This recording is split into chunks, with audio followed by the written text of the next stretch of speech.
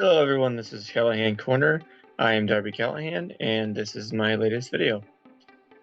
Conor Kelly from Progressive American recently hosted a discussion with Dr. Isabel Skinner from the University of Illinois, Springfield regarding the 2024 United States presidential election.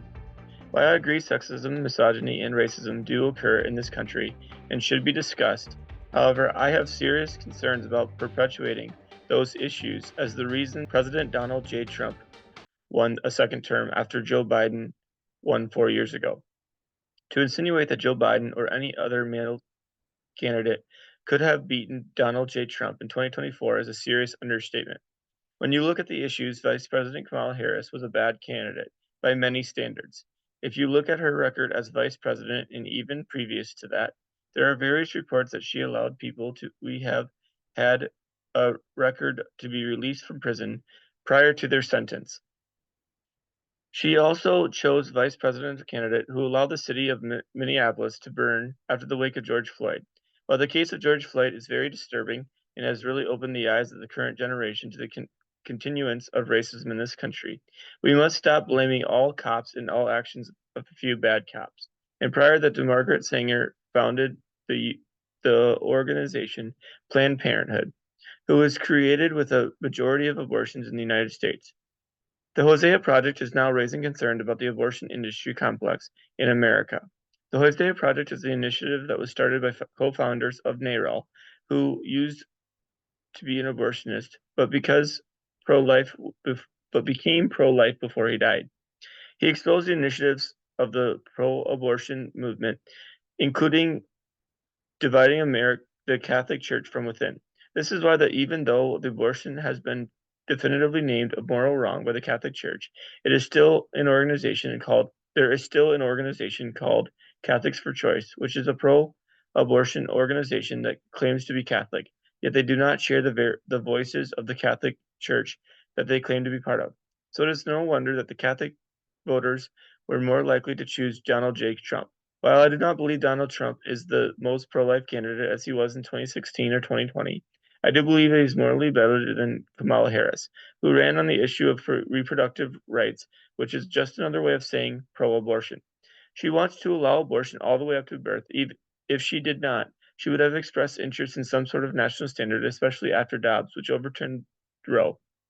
For example, she could have supported no abortions after 25 weeks, a point in the pregnancy that goes well beyond the pro-life movement is pushing. Despite the current Democratic Party will tell you, a majority of Americans would put limits on when abortions can be had.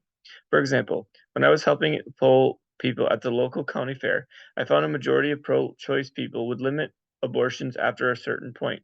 We can also talk about other issues as to why Harris lost. On another issue, the president-elect Donald J. Trump was dealing with Israel and Hamas. Let us look at the map of Israel to discuss the issue.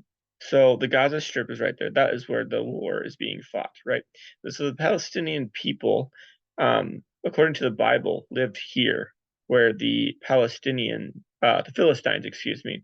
So the Palestinian people live right here, and so the argument is whether this belongs to Israel or the Palestinians, where the Philistines used to live. So Palestinians are geographically descendants of the Philistines. And so up here in the West Bank, that's a whole different issue. And we won't really get into the Lebanon war, but the current war is right here. Okay, so when looking at this from a political understanding, I hope you can still see my screen. From a biblical standpoint, I believe that there should be a two-state resolution. However, Prager University claims that there had been a two-state resolution offered 5 times throughout history. Which Palestine